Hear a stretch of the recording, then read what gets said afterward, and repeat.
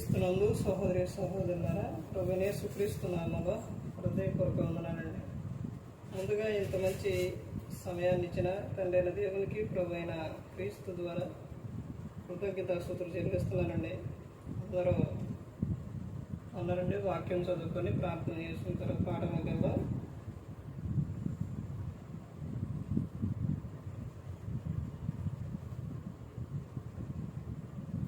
లూకా గారు రాసిన సువార్త 23వ అధ్యాయం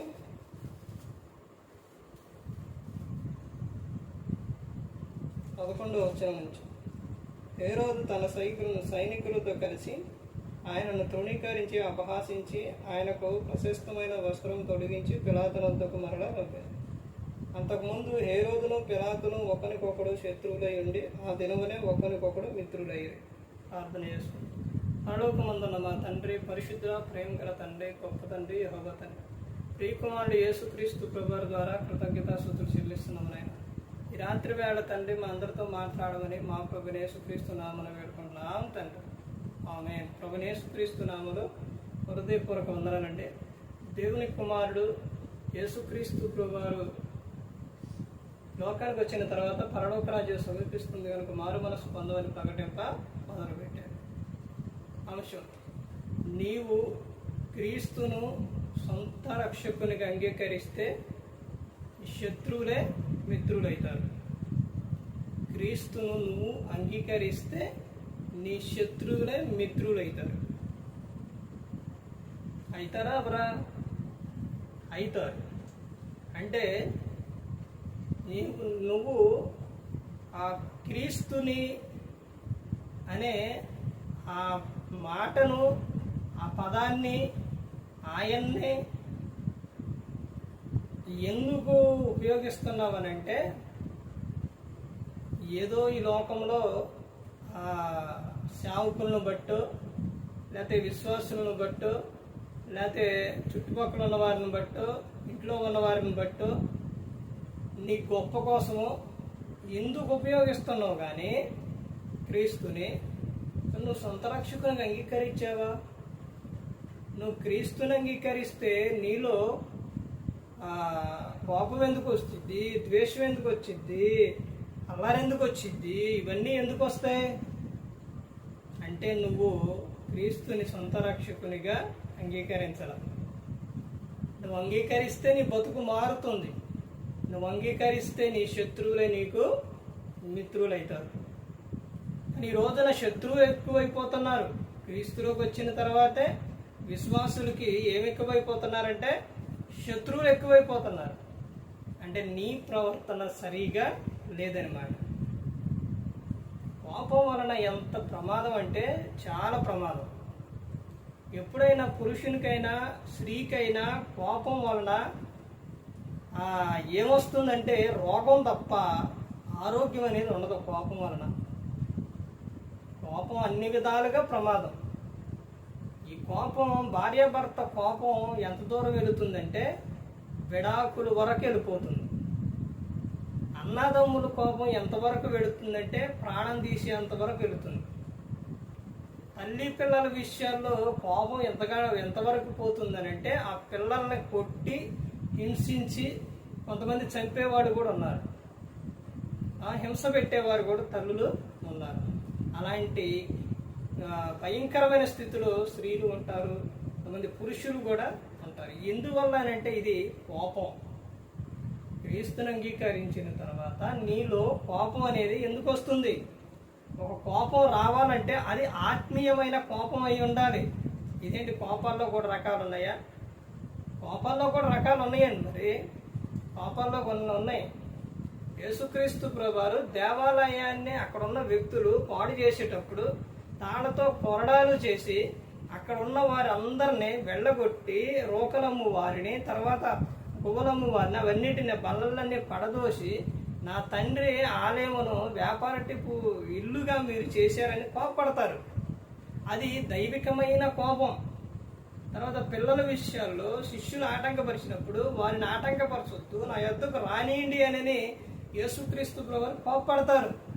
మరి ఈ రోజున నీకొచ్చే కోపం ఎలాంటి కోపం? పనికి మాలిన కోపం, పని లేని కోపం, ఎందుకు పనికిరాని కోపం, ఆవేశం, ఆలోచన లేకుండా ఆ కోపం వలన నీ భర్త నీకు దూరం అయిపోతారు. బయటకే ఏ స్త్రీనో చూసి అక్కడ అలవాటైతురు. ఆ తర్వాత నీ జీవితం ఇదైపోయింది. దేవుని సేవకుడైనా విశ్వాసైనా ఎవరైనా కుటుంబంలో ఆనందం లేకపోతే, భార్య యందు సంతోషం లేకపోతే ఎవరైనా బయటికి వెళ్ళిపోతారు. కాకపోతే మామూలు లోక సంబంధం విశ్వాసులు ఏంటంటే బయటికి వెళ్ళిపోయి వేరే కాపురాలు పెడతారు. సేవకుడు ఏం చేస్తారంటే బయటికి వెళ్ళి బాధపడుతూ ఏడుస్తూ ఏం చేస్తారు? ఇక అంతకు మించి సేవకుడు ఏం చేస్తారు? వేరే కుటుంబం పెట్టాది కాదు, వేరే స్త్రీతో ఇది చేయది కాదు, లేకపోతే ఏం చేయాది కాదు, లోక సంబంధం ఉండాది కాదు. ఇంకేం చేస్తారు? ఇక ఏం చేస్తారు? ఏడుస్తారు ఇక కూర్చొని. ఎందుకని? ఇంటిలో సంతోషం లేదు కాబట్టి.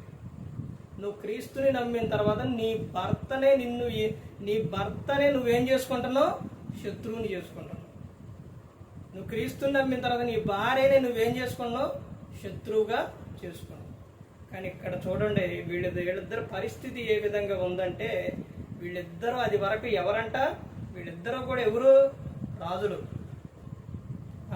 కానీ వీళ్ళిద్దరూ కూడా ఎవరు అని అంటే, అసలు ఒక రాజు, ఒక అధిపతి, ఒక విధానంగా వీళ్ళిద్దరూ ఎలాంటి భయంకరమైన స్థితిలో ఉన్న వ్యక్తులు అని అంటే, అలాంటి వారు వాళ్ళిద్దరు ఏమైపోయారంటే శత్రువులు అయిపోయారు.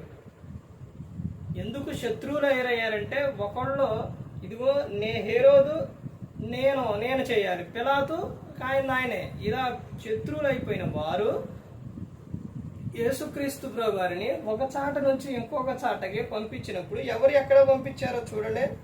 8వ వచనం, హేరోదు యేసును చూసి మిక్కిలి సంతోషించెను. అంటే హేరోదు సంతోషించిండంటే ఎవరు పంపించారంటే పిలాతు పంపించండు. పిలాతు ఎక్కడ పంపించిండు? హేరోదు దగ్గరకు పంపించిండు. హేరోదు పిలాతును చూడంగానే సంతోషించి ఆయనను గూర్చి చాలా సంగతులు విన్నందున ఆయన ఏదైనా ఒక సూచక్రియ చేయగా నిరీక్షించి బహుకాలం నుండి ఆయనను చూడగోరినది. ఆయనను చూచినప్పుడు చాలా ప్రశ్నలు వేసినను ఆయన అతనికి ఉత్తరం ఏమీ ఇయ్యలేదు. ప్రధాన యాజకులను శాస్త్రులను నిలబడి ఆయన మీద తీక్షణముగా నేరం మోపి హేరోదు తన సైనికులతో కలిసి ఆయనను తృణీకరించి అపహాసించి ఆయనకు ప్రశస్తమైన వస్త్రము తొడిగించి పిలాతు నద్దకు మరలా పంపాను. అంటే పిలాతు ఎక్కడ పంపించిండంటే హేరోదు దగ్గర పంపించాడు. ఈ హేరోదు ఏం చేసిండు?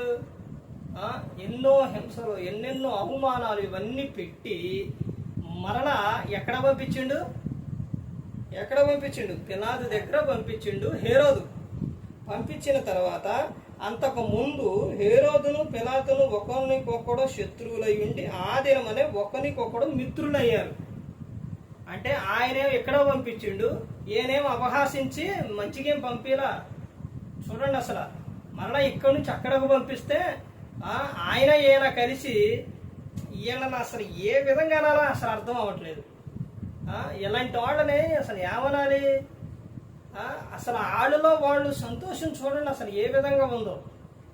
క్రీస్తుని ఒక చాట నుంచి ఇంకో చాట పంపించి అక్కడ అవమానపరిచి మరలా ఇక్కడ పంపించారు. అయితే ఇందులో బాధాకరమైన విషయం ఉంది. ఆనందకరమైన విషయం ఏంటంటే క్రీస్తు ద్వారా క్రీస్తు వలన వీళ్ళిద్దరు ఏమయ్యారని అంటే శత్రువులు మిత్రులయ్యారు. మరలా హేరోదు పిలాతు దగ్గరకు పంపించినప్పుడు పిలాతు హేరోదు ఏమయ్యారనంటే అంతకు మునుపేమో శత్రువులు, ఇప్పుడు ఏమయ్యారంటే మిత్రులు అయ్యారు. ఎందుకు అంటే అక్కడికి నేను పంపిస్తే అక్కడ నుంచి మరలా నా మీద గౌరవంతో, నా మీద మర్యాదతో నా దగ్గరగా పంపించిండు హేరోదు అని వీళ్ళిద్దరూ, ఇతనేమో అక్కడ పంపించిండు, అతనేమో ఎక్కడ పంపించిండు అని ఇద్దరు కలిసి మిత్రులు అయ్యారు. క్రీస్తు ద్వారా వీళ్ళిద్దరు ఏమయ్యారనంటే శత్రువులుగా ఉన్నవారు మిత్రులుగా ఉన్నారు. యేసుక్రీస్తు ప్రభువారు అంతేనండి. యేసుక్రీస్తు ప్రభువారు ఉన్న చోట శత్రువులు మిత్రులైతారు. ఆయన్ను ఆహ్వానిస్తే సిలువులో ఇద్దరు దొంగలతో పాటు యేసుక్రీస్తు ప్రభువారిని సిలువేసినప్పుడు ఉన్నప్పుడు వాళ్ళిద్దరిలో ఒక వ్యక్తి మారు మనసు మారిండు. సమరీ స్త్రీ దగ్గరకు యేసుక్రీస్తు ప్రభువారు వెళ్ళినప్పుడు ఆమె మారింది. అలా యేసుక్రీస్తు ప్రభువారు ఎక్కడైతే ఉంటారో, ఎక్కడైతే కాలు పెడతారో, ఎక్కడికైతే వెళ్తారో, ఎక్కడైతే ఎవరైతే ఆహ్వానిస్తారో అక్కడ మార్పు అనేది వస్తుంది. వాళ్ళ కుటుంబం దీవించబడుతుంది, వాళ్ళకు మనశ్శాంతి అనేది ఉంటుంది, సంతోషం అని ఉంటుంది, క్రియలన్నీ కూడా మారిపోతాయి, మారు మనసు పొందుతారు. ఇంకొక వ్యక్తి ఎవరనంటే జక్కయ్య. జక్కయ్య ఇంటిలోకి యేసుక్రీస్తు ప్రభువారు వచ్చినప్పుడు ఆ ఇంటికి ఏమొచ్చిందనంటే రక్షణ వచ్చింది. రక్షణ రావడంతోనే ఆ ఇంటిలో ఉన్న ఆ జక్కయ్య, అయ్యా నేను అన్యాయంగా తీసుకున్నది ఏదైనా ప్రజలకు నేను ఇచ్చేస్తాను అని చెప్తారు అతను. అప్పుడు ఇతను కూడా అబ్రహాము కుమారుడే, నేడు ఈ ఇంటికి రక్షణ వచ్చి ఉన్నది అని చెప్తారు. ఆయన జక్కయ్య యేసుక్రీస్తు ప్రభువుని అంగీకరించగానే, ఆయనకు రాగానే అతనిలో ఉన్న తప్పు ఆయన ఒప్పేసుకున్నాడు. ఎవరికైతే తీసుకున్న వారికి 4 అంతలు ఇచ్చేస్తానని చెప్తున్నాడు జక్కయ్య.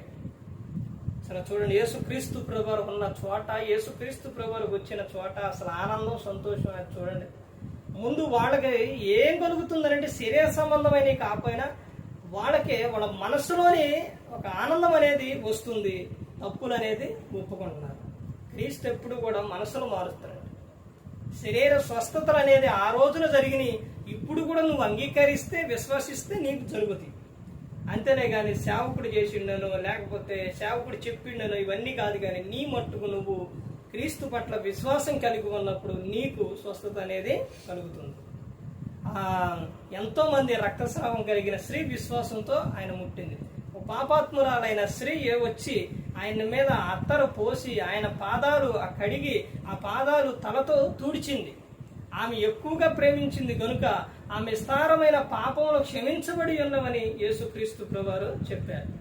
యేసుక్రీస్తు ప్రభువారు ఉన్న చోట, యేసుక్రీస్తు ప్రభువారు వచ్చిన చోట, యేసుక్రీస్తు ప్రభువారిని అంగీకరించిన చోట జరిగే విషయాలు, అద్భుతాలు చూశారో ఏ విధంగా ఉన్నాయో. వీళ్ళిద్దరూ శత్రువులు, హేరోదు పిలాతు శత్రువులుగా ఉన్నవారు మిత్రులు అయ్యారు. జక్కయ్య ఇంటికి వచ్చినప్పుడు రక్షణ ఆ ఇంటికి వచ్చిన అతను మారిండు. తర్వాత రక్తస్రావం కలిగిన స్త్రీ విశ్వాసంతో ముట్టినప్పుడు ఆమె స్వస్థత అనేది కలిగింది. తర్వాత మరి ఇంకా ప్రతి ఒక్క చోట కూడా ఎంతమంది అయినా సమరస్త్రీ దగ్గరికి వెళ్ళినప్పుడు ఆమె తప్పులు చెప్పినప్పుడు ఆమె మారు మనసు పొందింది. దొంగ యేసుక్రీస్తు ప్రభువుని చూడంగానే ఆయన కూడా ఏం పొందాడనంటే మారు మనస్సు అనేది పొందాడు. మరి ఈ రోజున నువ్వు మారట్లేదు అని అంటే, మార్పు చెందట్లేదు అని అంటే, నీకు స్వస్థత కలగట్లేదు అని అంటే, నీకు ఆనందం లేదు అని అంటే నువ్వు క్రీస్తుని అంగీకరించలేదు. క్రీస్తు ఇంకా నీ హృదయంలోనికి రాలేదు. క్రీస్తుని నువ్వు అంగీకరిస్తే, ఆయన నీ హృదయంలోకి వస్తే, ఆయన పరిశుద్ధుడు కనుక నువ్వు పరిశుద్ధంగా ఉంటావు. ఆయన నీతిమంతుడు కనుక నువ్వు నీతిగా జీవిస్తావు. కానీ యేసుక్రీస్తు ప్రభువారు నీలో ఉన్నారో లేదో నువ్వు ప్రశ్నించుకోండి. ప్రతి ఒక్కరు కూడా తెలుసుకోవాలి. ప్రతి ఒక్కరు కూడా ఇదిగో నాలో క్రీస్తు ఉంటే క్రీస్తు లక్షణాలు కనబడతాయి. ఆయన ఒక బాధ్యత కలిగి యేసుక్రీస్తు ప్రభువారు ఉన్నారు. ఈ రోజున కుటుంబంలో యజమానుడు క్రీస్తుని నమ్ముకొని ఒక బాధ్యతగా ఉండాలి అనుకున్నా కానీ, బాధ్యతగా ఏదైనా చెబుతున్నా కానీ, భార్య కానీ, ఇంట్లో ఉన్న వారు కానీ వాళ్ళకి నచ్చదో, అవి నచ్చట్లేదు. అంటే ఎందుకనంటే క్రీస్తు మీలో లేడు కాబట్టి, క్రీస్తు మాట చెబుతుంటే మీకు మంట కలుగుతుంది, నొప్పి కలుగుతుంది. క్రీస్తు నీలో ఉన్నప్పుడు ఎలా ఉంటామనంటే ఏ విధంగా ఉంటుందంటే ఆయన లక్షణాలు నీలో కనపడతాయి. స్త్రీ అయినా పురుషుడైనా ఎవరైనా కానీ క్రీస్తుని అంగీకరించినప్పుడు అక్కడ క్రీస్తు ప్రేమ అనేది కనబడుతుంది. ఇప్పుడు నీలో క్రీస్తు ఉన్నాడో లేడో నువ్వు పరీక్షించుకో.